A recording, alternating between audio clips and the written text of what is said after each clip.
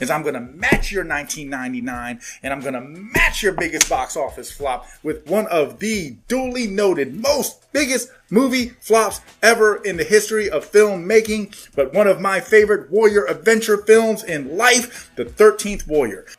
You will never hear me say nothing bad about this film. The only bad thing that I'm going to say is what is already duly noted and on paper, that it had a budget of somewhere between $85 to $160 million and only pulled back 61.7 mil. This movie was it was kind of doomed from the get because there was directorial switches. The film was based off of Michael Crichton's Eaters of the Dead, and after the directorial switch, they brought Crichton on to help inspire and help navigate the new director. What was it?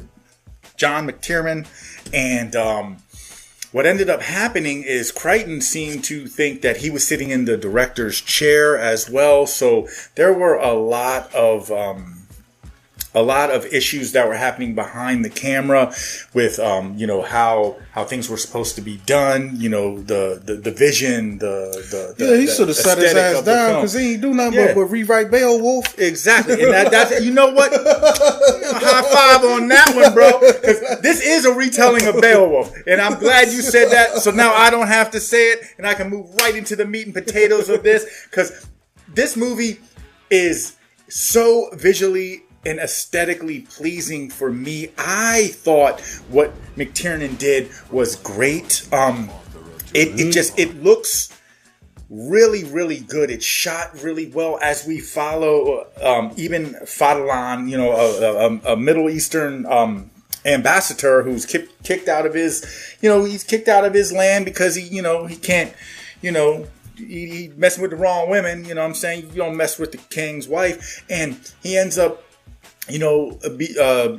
becoming part of a tribe of like Vikings, you know what I'm saying, who pretty much have to go to another land to help these other individuals fight this foreign creature, this unspoken element that that everybody fears, knows of, and no one speaks. It's just beautiful to see him start from the bottom and rise to the top, as he is not only just finding a way to become part of this Viking unit, but become a better warrior in himself. There's so much going on with this film that I think that when it came out, either the world wasn't ready for this kind of a film, or they expected too much because it took so long to come out. And, with the directorial changes and everything, that the expectation bar was set a little too high, that they just were not ready for the final product. They also cut one of the worst trailers ever. That didn't help. That was dog shit. It was.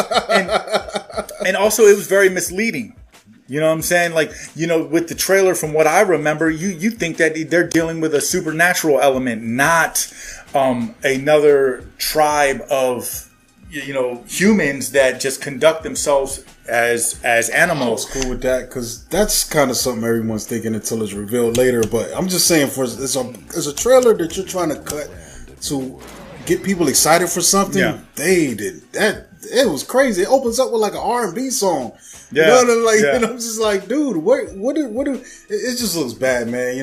Because a lot of times I've been sold by a trailer that just was badass, and you go see the movie, and you're like, damn, they showed me all the good stuff. I remember that. Like they should have called those guys up. I'm like, dude, like this is crazy, man. Because this film has so much to offer, and I mean, it has a very high, character element. You know what I'm saying? All of the characters are meaningful, and the story is really, really good once you dive into it. But it's unfortunate, man. Sometimes you swing and you miss. Yeah, but see it yourself, folks, man.